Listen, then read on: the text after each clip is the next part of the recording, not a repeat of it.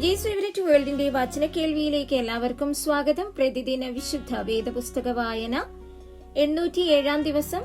യെഹെസ്കേൽ പ്രവാചകന്റെ പുസ്തകം 7-ാം അധ്യായം. യഹോവയുടെ അരുളപ്പാട് എനിക്കുണ്ടായത് എന്തെന്നാൽ, മനുഷ്യപുത്ര, യഹോവയായ കർത്താവ് ഇസ്രായേൽ ദേശത്തോട് ഇപ്രകാരം അരുളി ചെയ്യുന്നു: അവസാനം ദേശത്തിന്റെ 4 ഭാഗത്തും അവസാനം വന്നിരിക്കുന്നു. ഇപ്പോൾ നിനക്ക് അവസാനം വന്നിരിക്കുന്നു. ഞാൻ എന്റെ കോപം നിന്റെ മേൽ അയച്ച് നിന്റെ നടപ്പിന് തക്കവണ്ണം നിന്നെ ന്യായം വിധിച്ച് നിന്റെ സകല മ്ലേച്ഛതകൾക്കും നിന്നോട് പകരം ചെയ്യും. എന്റെ കണ്ണ് നിന്നെ ആദരിക്കാതെയും ഞാൻ കരുണ കാണിക്കാതെയും നിന്റെ നടപ്പിന് തക്കവണ്ണം നിന്നോട് പകരം ചെയ്യും. നിന്റെ മ്ലേച്ഛതകൾ നിന്റെ നടുവിൽ വെളിപ്പെട്ടു വരും. ഞാൻ യഹോവ എന്ന് നിങ്ങൾ അറിയും. യഹോവയായ കർത്താവ് ഇപ്രകാരം അരുളി ചെയ്യുന്നു: ഒരു അനർത്ഥം ഇതാ വരുന്നു, അവസാനം വന്നിരിക്കുന്നു. അത് നിന്റെ നേരെ ഉണർന്നു വരുന്നു. ഇതാ അത് വരുന്നു. ദേശനിവാസിയെ, ആപത്ത് നിനക്ക് വന്നിരിക്കുന്നു.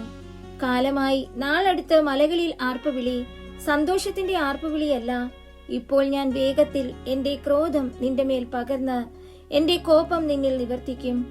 ഞാൻ നിന്റെ നടപ്പിന് തക്കവണ്ണം നിന്നെ ന്യായം വിധിച്ച് നിന്റെ സകല മ്ലേച്ഛതകൾക്കും നിന്നോട് പകരം ചെയ്യും.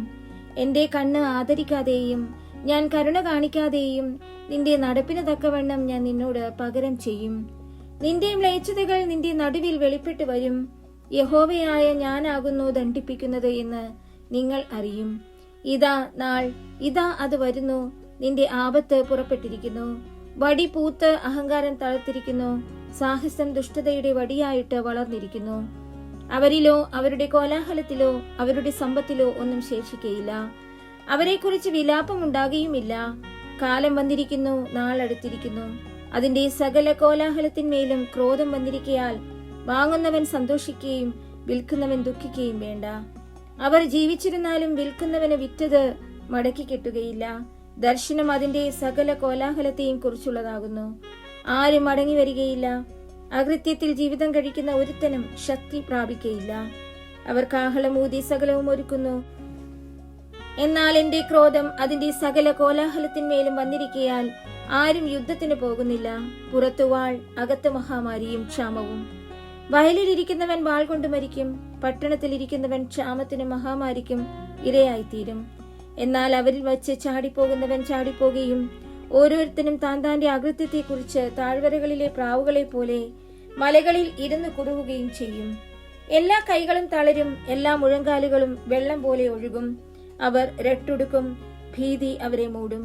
സകല മുഖങ്ങളിലും ലജ്ജയും എല്ലാ തലകളിലും കഷണ്ടിയും ഉണ്ടായിരിക്കും.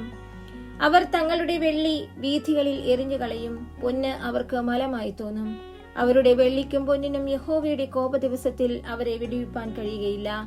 അതിനാൽ അവരുടെ വിശപ്പടങ്ങുകയില്ല, അവരുടെ വയറ് നിറയുകയുമില്ല. അത് അവർക്ക് അകൃത്യഹേതു ആയിരുന്നുവല്ലോ. അതുകൊണ്ടുള്ള ആഭരണങ്ങളുടെ ഭംഗി അവർ ഡംഭത്തിനായി പ്രയോഗിച്ചു. അതുകൊണ്ട് അവർ തങ്ങൾക്ക് മ്ലേച്ഛ വിഗ്രഹങ്ങളെയും മലിനബിംബങ്ങളെയും ഉണ്ടാക്കി. ആകയാൽ ഞാൻ അത് അവർക്ക് മലമാക്കിയിരിക്കുന്നു. ഞാൻ അത് അന്യന്മാരുടെ കയ്യിൽ കവർച്ചയായും ഭൂമിയിലെ ദുഷ്ടന്മാർക്ക് കൊള്ളയായും കൊടുക്കും. അവർ അത് അശുദ്ധമാക്കും. ഞാൻ എന്റെ മുഖം അവരിൽ നിന്ന് തിരിക്കും. അവരെന്റെ നിധിയെ അശുദ്ധമാക്കും. കവർച്ചക്കാർ അതിനകത്ത് കടന്ന് അതിനെ അശുദ്ധമാക്കും. ദേശം രക്തപാതകം കൊണ്ടും നഗരം സാഹസം കൊണ്ടും നിറഞ്ഞിരിക്കയാൽ നീ ഒരു ചങ്ങല ഉണ്ടാക്കുക. ഞാൻ ജാതികളിൽ അതിദുഷ്ടന്മാരായവരെ വരുത്തും. അവർ അവരുടെ വീടുകളെ കൈവശമാക്കും. ഞാൻ ബലവാന്മാരുടെ പ്രതാപം ഇല്ലാതെയാക്കും. അവരുടെ വിശുദ്ധ സ്ഥലങ്ങൾ അശുദ്ധമായി തീരും. നാശം വരുന്നു, അവർ സമാധാനം അന്വേഷിക്കും, എന്നാൽ അത് ഇല്ലാതെയിരിക്കും. അപകടത്തിന്മേൽ അപകടവും ശ്രുതിമേൽ ശ്രുതിയും വന്നുകൊണ്ടിരിക്കും. അവർ പ്രവാചകനോട് ദർശനം അന്വേഷിക്കും, എന്നാൽ പുരോഹിതന്റെ പക്കൽ നിന്ന് ഉപദേശവും മൂപ്പന്മാരുടെ പക്കൽ നിന്ന് ആലോചനയും പോയി പോകും. രാജാവ് ദുഃഖിക്കും, പ്രഭു സ്തംഭനം ധരിക്കും. ദേശത്തെ ജനത്തിന്റെ കൈകൾ വിറയ്ക്കും. ഞാൻ അവരുടെ നടപ്പിന് തക്കവണ്ണം അവരോട് പകരം ചെയ്യും. അവർക്ക് ന്യായമായതുപോലെ അവരെ വിധിക്കും. ഞാൻ യഹോവ എന്ന് അവർ അറിയും.